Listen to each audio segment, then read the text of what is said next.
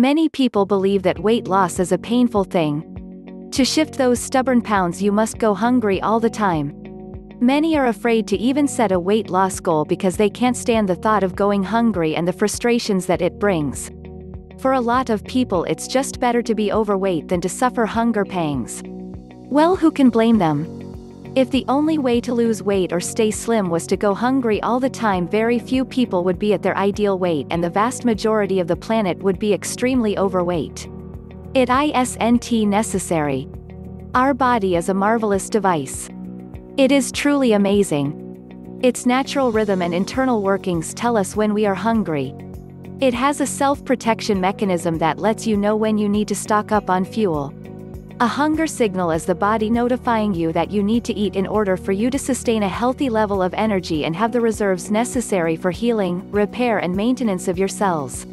Serious hungry pangs are a strong self-preservation signal from the body that it is in danger and needs food immediately to restore its balance.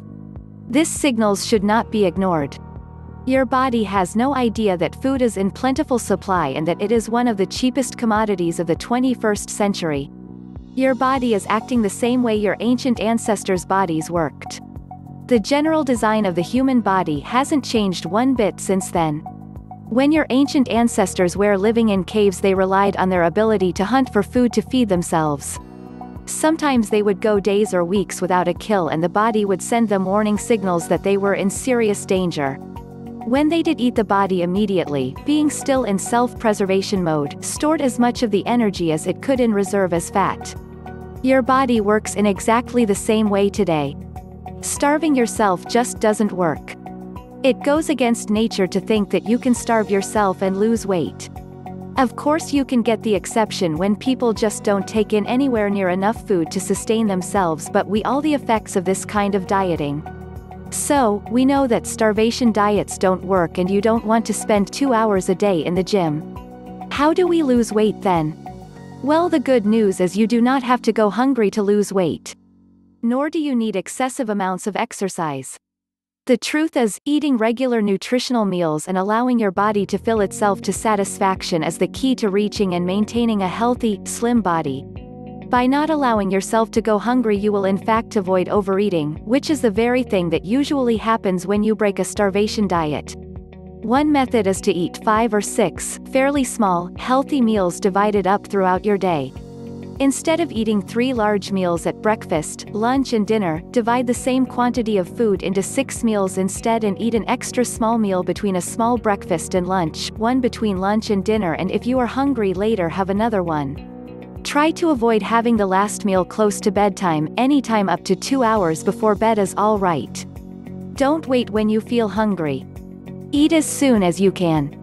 If you wait for a long period of time before you eat, your body will go into panic mode, think that you don't have enough resources to feed it, and you will overeat. Therefore, eating frequent yet smaller meals will help to keep your body satisfied and you will be less likely to overindulge. Do not miss a meal in the hope that it will help burn some extra calories. You may believe that by skipping a meal you will save some calories or fat intake, but, as you have seen, the opposite tends to happen. In addition, if you go for a long period without a meal, you are much more likely to overindulge when you get fed up and can't take the starvation anymore. Did you also realize that by skipping meals you are actually slowing down your metabolism?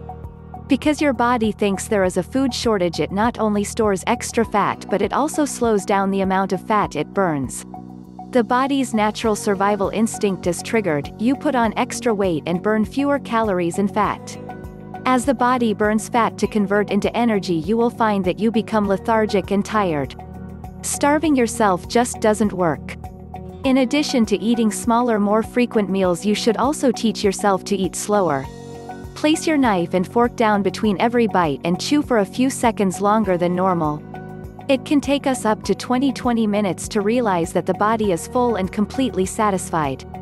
When you eat at a fast pace, stuffing food into you before you have time to recognize the full signal your body is sending your brain. When you eat at a slower pace, you start to recognize these signals from your body and train yourself to identify them at an earlier stage.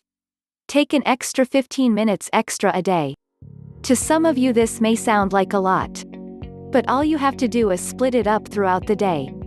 Leave for work with an extra 5 minutes to spare and walk to a bus stop further away from, or park the car 5 minutes further away than you usually do. At lunch, take a 5-minute stroll or take the stairs instead of the elevator. Walk to the local shop instead of driving. It is easy to complete 15, 30 or even an hour's exercise every day if you split it up like this. And remember, don't starve yourself, it just doesn't work.